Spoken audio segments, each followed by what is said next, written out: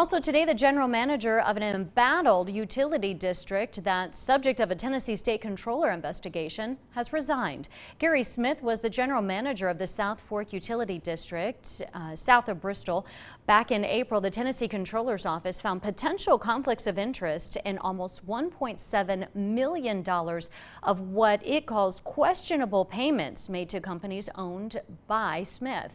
John Janko has been following this story and joins us with the latest on what South Fork customers can expect.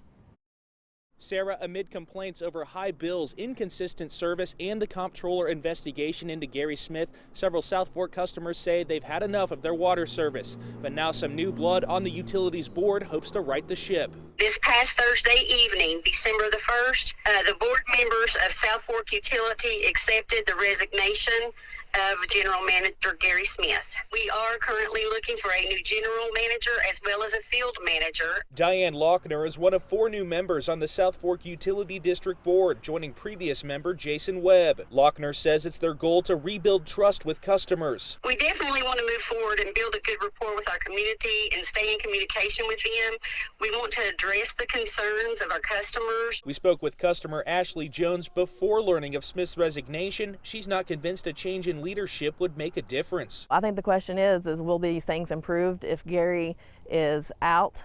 I'm not sure, but it would definitely be a start. Jones has lived for 8 years at her home near Weaver Pike. She says her bills have more than doubled over a 3-year period, which has made the comptroller investigation all the more frustrating. There is strong evidence to support that there was mishandling of money, and in my opinion, that's my money. Meanwhile, she's had 4 water outages at her home in the last year. My neighbors, they have 2 small children in the house. That is a huge issue for fixing supper and giving baths and getting ready for school the next morning. Lochner says water infrastructure is a big problem in South Fork, much of the issues near Weaver Pike. There's been 8 outages across the service area just this year. Infrastructure is behind, and we are waiting on funding from a grant to implement those improvements. Following the comptroller investigation, South Fork commissioned a feasibility study on merging with a neighboring water district. Lochner says those results have been received and will be discussed over the coming months. But Jones says she's ready to get her water from someone else. I do think dissolving it is the solution, whether that is just to a new entity altogether or combining 2 services. I'm not opposed to.